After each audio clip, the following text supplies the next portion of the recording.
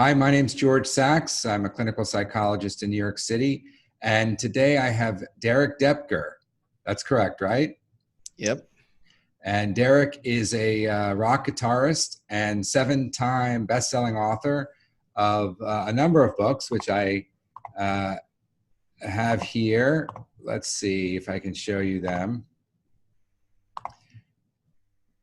This book, Break Through Your BS, Derek, was your last book? Yeah, that's correct. And tell us a little bit about what that's about. Well, BS can stand for a number of things, probably what you think it stands for, as well as blind spots or belief systems. And so it's really about how to get out of your own way when it comes to fears, limiting beliefs. And also, I made it kind of like a game. There's little puzzles and games and things to help you understand how you think and figure out where you might be getting yourself stuck in terms of your thinking process and how to get around it. Okay, great. So anyone can get this on Audible or Amazon. Break Through Your BS. Okay, so today we're going to talk about, you have a method for outlining and kind of charting a path to success and being the most productive version of yourself. And what I like about your plan, which you call the power method, correct? Yep. Is that you really spend some time before rushing off to just, taking all the energy and getting started, is to really sit down and think things through.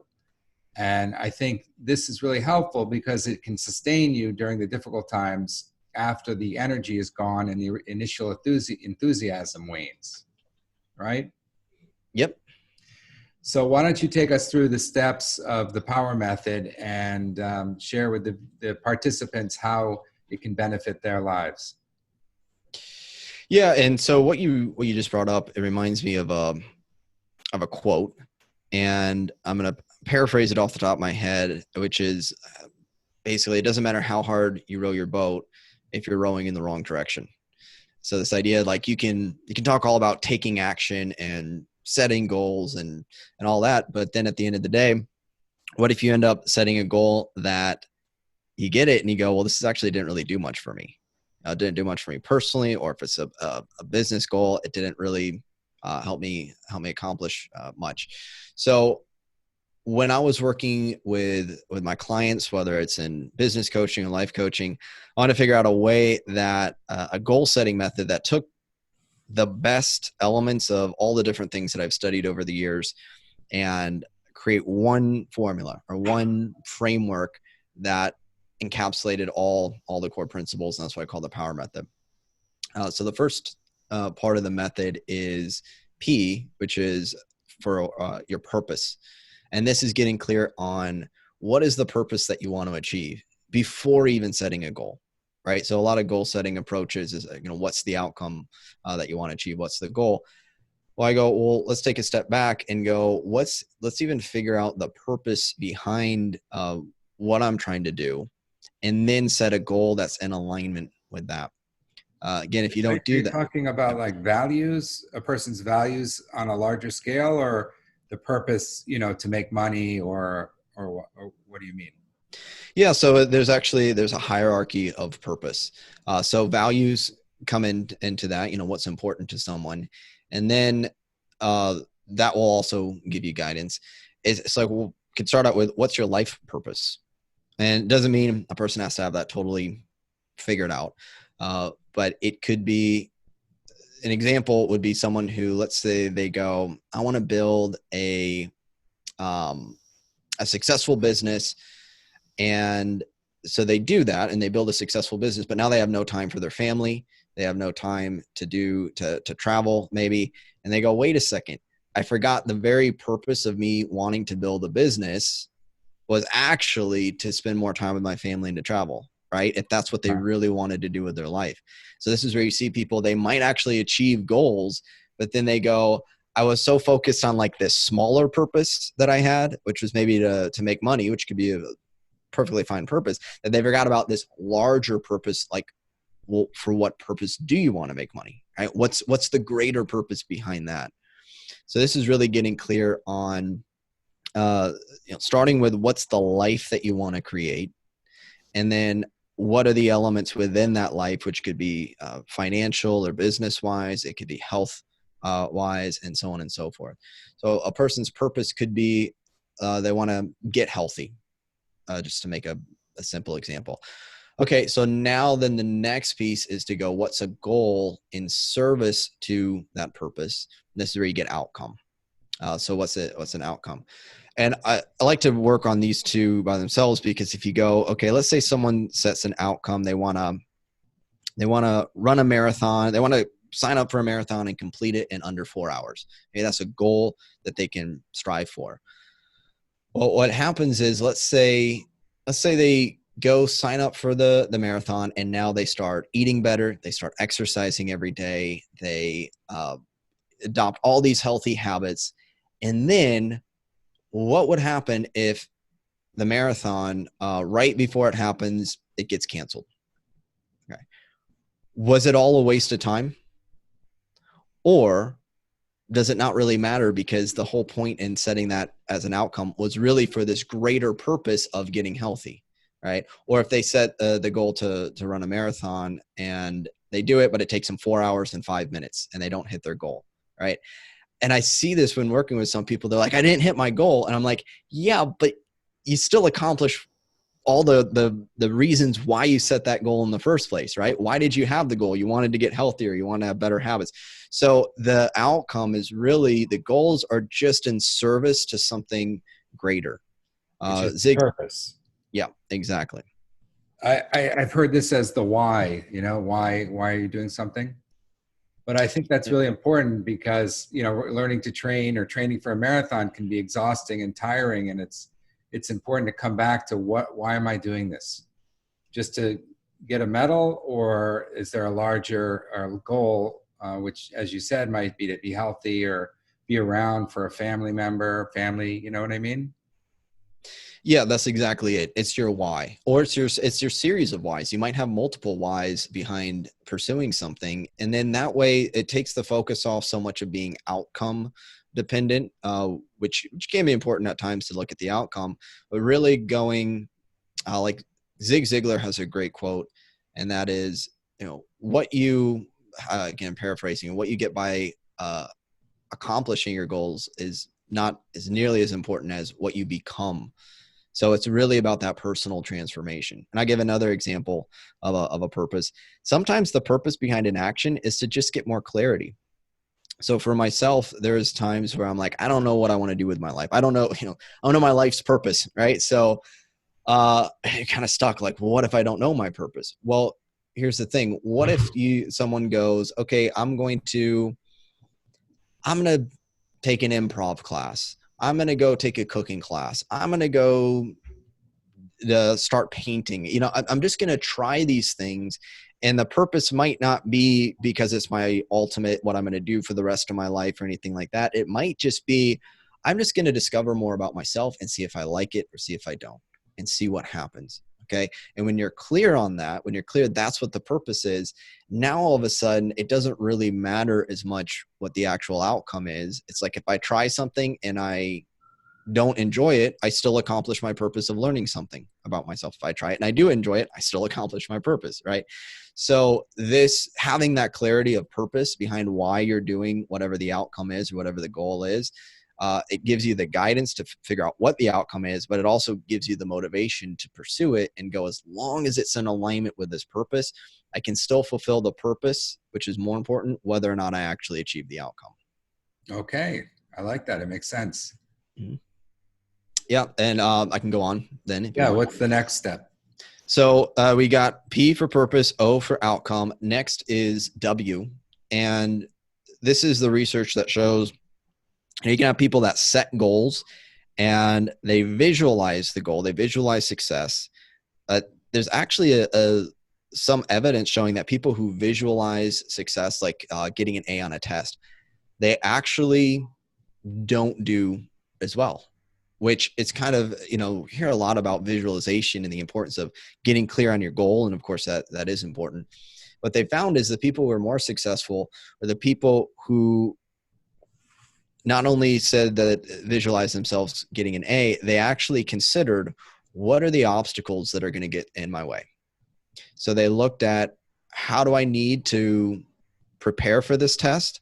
And then what could stop me from being successful? So they were focused on the process, the studying process, okay, if distractions come up, how am I going to get myself, refocus back on the goal? So the way is the process to actually achieve that goal. And I mean, simple questions, who's already figured this out? What do I already know how to do? What are resources that might help me with this? There's a number of different questions, but it's finding the way to the goal, mapping out a plan, and then also visualizing the obstacles and how you might overcome them in advance. All right. Now, of course, you might not know the way to get to a goal when you first set it, which is fine. Then understanding that this is now the process might be a discovery process of trying different things and seeing what works, seeing what doesn't work, as well as learning from others who, for just about anything you want to do, I mean, most of the time there's some sort of roadmap that's been laid out. There's someone who has figured out how to do it, or they've gotten close. And I like to use this as like mountain climbing metaphor, which is somewhat cliche in the goal setting world, where it's like you can get a Sherpa who can take you up the mountain, or you follow a trail that's already been blazed up the mountain, and maybe it only gets you 90% of the way there. And then you got to blaze a new trail, but you can go pretty far with what other people have figured out. And then, yes, there is some trial and error that might come in terms of you figuring out your exact path, because, we each do have to find our own way to a degree. There are things that might have worked for other people that might not work for you.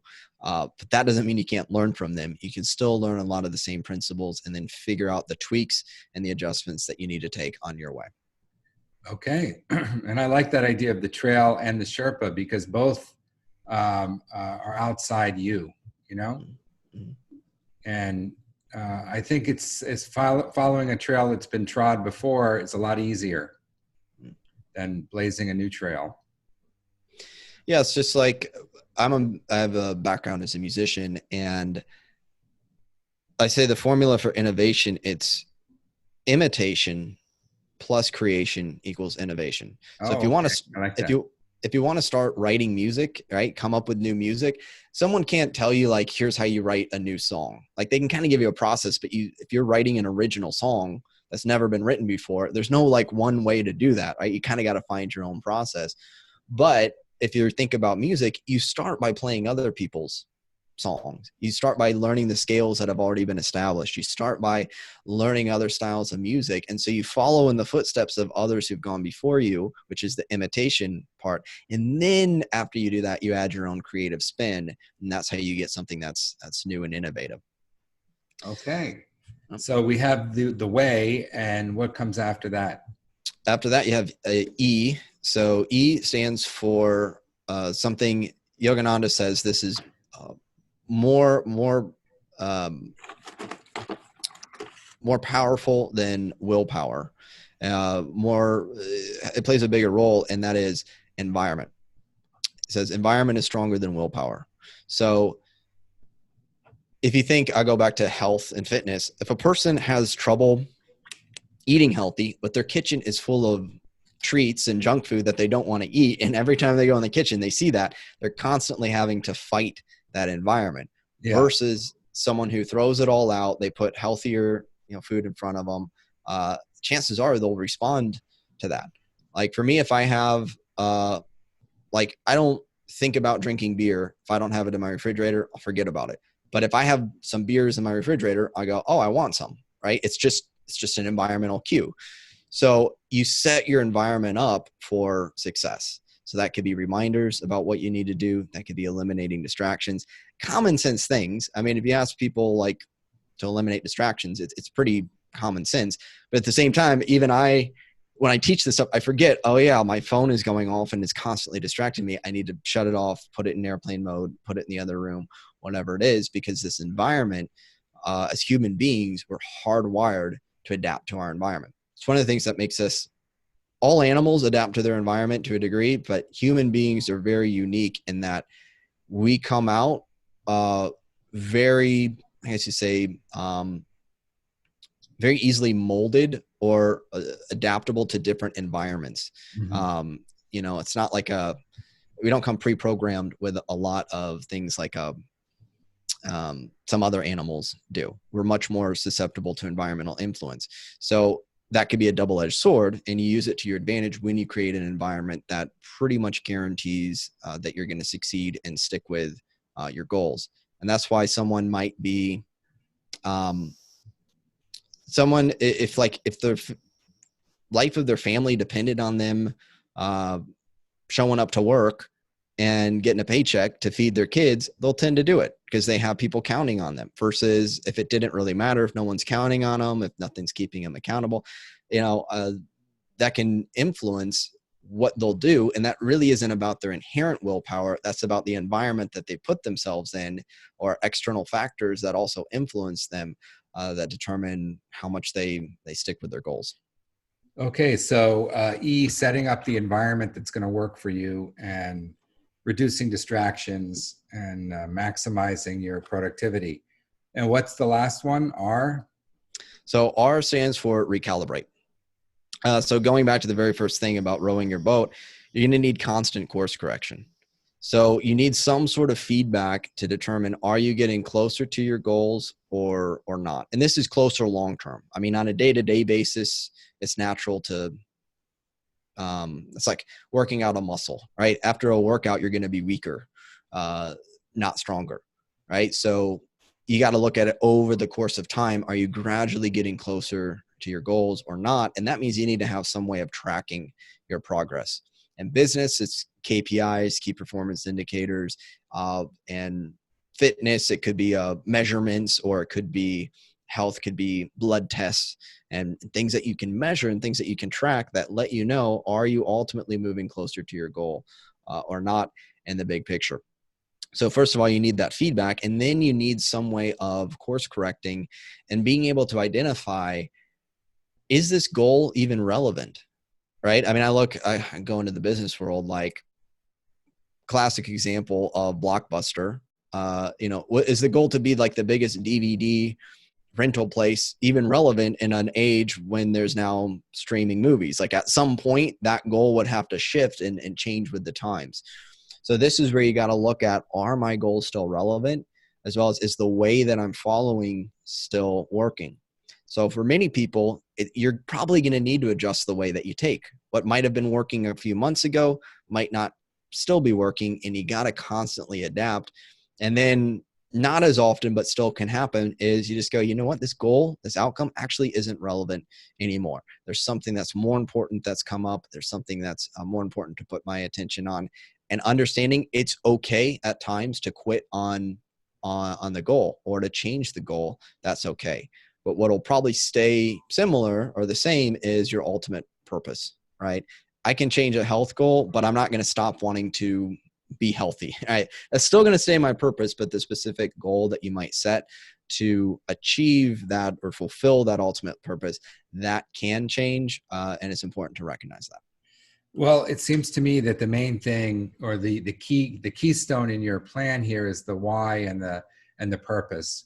Because being able to be flexible and change is really important towards productivity and reaching your goals.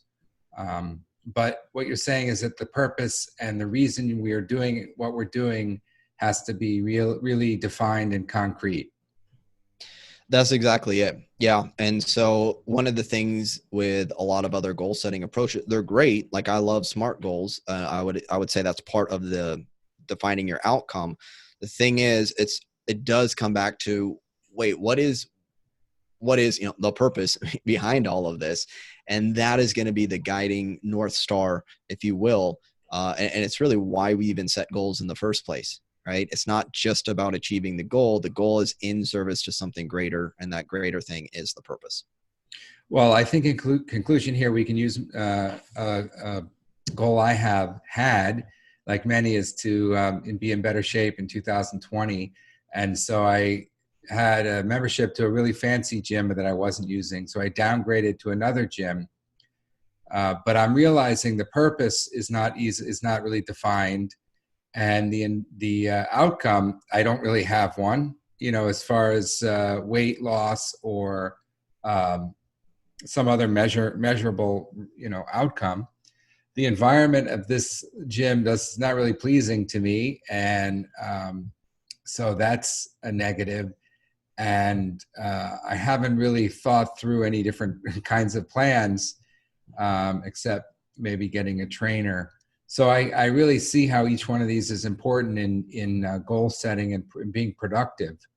Um, so I think I need to think about the purpose of going to the gym, a measurable goal, and maybe changing the environment to a different gym that's a little bit nicer, and being flexible with this whole plan. That's the power method, right? That's it. Yeah. And it's great to have that awareness, because that's where most people, myself included, start out. It's kind of vague. It's kind of cloudy. Like I kind of just have a sense like I want to be healthier, but that's not as defined, right? But it's a good starting point. And then now, just like you said, you can take this as an assessment, as a self-check, which is exactly it. What you did is you have this framework as a self-check, and you might already know ways that you could do. You might already have ways that you can shift the environment. It's just taking a few moments to actually bring that into your consciousness. And then, of course, now going and taking action to go, okay, here's what I'm going to do, when I'm going to do it, how I'm going to do it, and implementing it. Okay, well, wonderful. Well, thank you, Derek. I want to give you a chance to promote anything you're working on or you'd like the participants to know about. Yeah. So anyone listening to this, you can get a free copy of my book, Why You're Stuck. And that's at excuseproof.com/free offer. And then the power method, depending on when you see this will be a book coming out on Amazon where I'll go into more detail. So you should be able to find that at some point in 2020 on Amazon. Okay. Well, thank you very much, Derek. And I wish you the best of luck with your goals. I appreciate it, George. Thank you. Okay. Take care.